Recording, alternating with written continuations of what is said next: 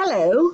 We're going to continue working a little bit more with primitives because I want to show you how to combine them. And funny enough, combine means you can either cut two objects, cut one object from another, or you can combine them so it's one body. I find the easiest way to combine one body is if you're able to draw directly on another face. And so this only works with primitives that have a flat face. So therefore, I'm going to start with a box, and we're actually going to make a die, which is 1/2 of a dice. So I'm going to start with a cube. I'm going to go 50 by 50, and then I'll bring this up 50 more. And so then we have the basis for our cube. And so what we can do, if we can cut away a 1/2 a circle from this, or a 1/2 a sphere from this, you'll have a 1 in the center. So we want to make a little divot. And so we can make divots by drawing a sphere directly on this face of the cube. I'm going to zoom in a little bit. So remember that when you create a primitive, you need to tell it which face or which plane you want to draw on. What I haven't told you up until now is that you're allowed to choose the face of another shape. So I'm going to choose this face. I'm going to open the bodies because I want you to watch something.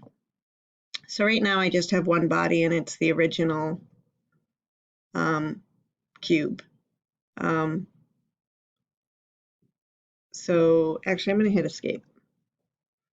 I'm going to hit escape so I can type in that this is the cube.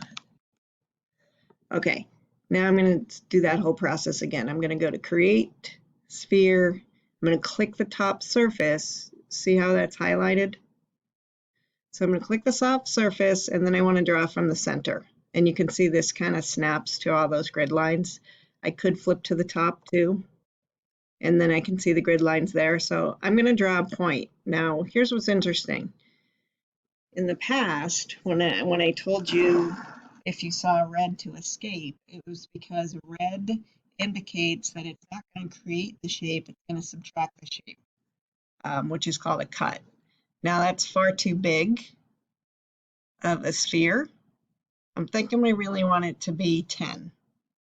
So you can type 10 here, or you can use this arrow to get it down to 10.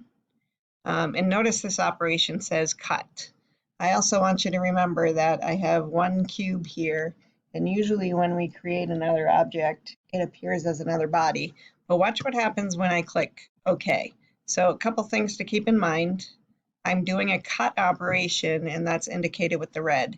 And when I click OK, I still only have the cube. And now instead of having a sphere, the sphere actually got cut out of my cube. And so you can see this is a great way to make a die. And it'll also reinforce the fact that it's important to be able to navigate around. So I'm going to go to the bottom. I don't know if you know this, but the numbers opposite each other on a die add up to 7. So 6 needs to belong down here. So I'm going to go to create again, and I'm going to go to sphere again, and I'm going to click the bottom face, and I'm going to click right here. And I don't know why it didn't remember that I selected 10. So I'm going to put 10 back in.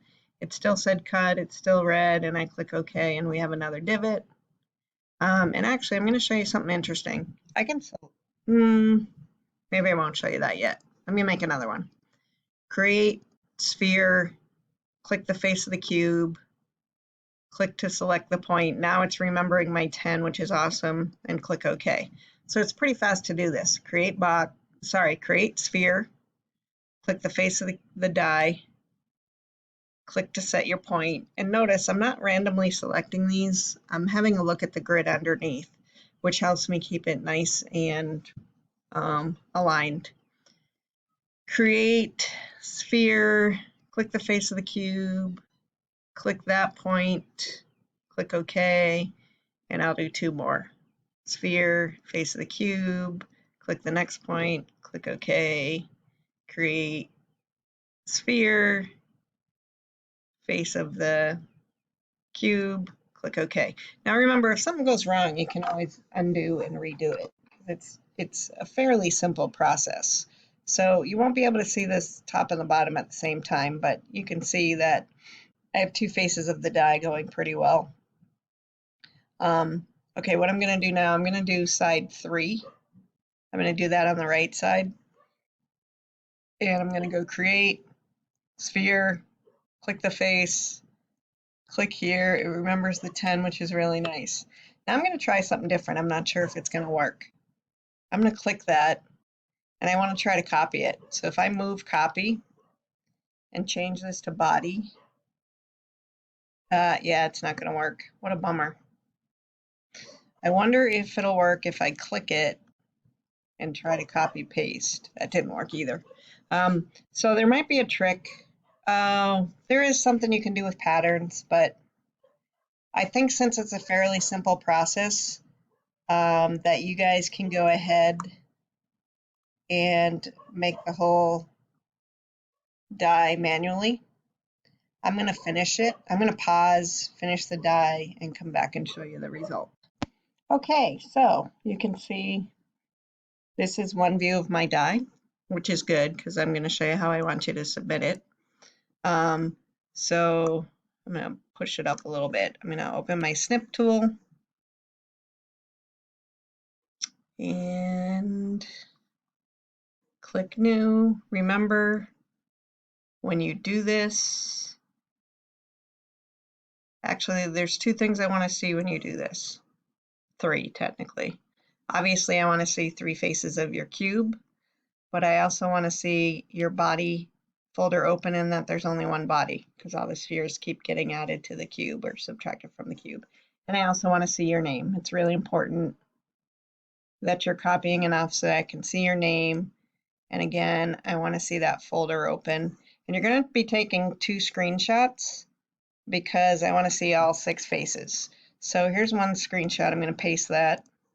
And so you have a folder, sorry, you have an assignment page called Die and Mug. So there's one face of my die. I'm actually going to shrink it down so I don't have to scroll to see it. It's helpful if you guys will do that for me. So there's one face of my die. Now the easiest way to get to the other face of my die is to come up to this navigation cube. Actually, you could click this corner. Now that doesn't show me all my faces, so you can click that corner again, and now I'm seeing 4, 5, 6. So I'm going to do the same thing. I'm going to click new on my snipping tool, and when I snip it, I'm going to make sure I get my name in it and make sure I'm seeing that expanded body folder. And then I can click copy, and I can go back to my OneNote page, my OneNote assignment page, hit enter, and then resizing is a very helpful thing for me.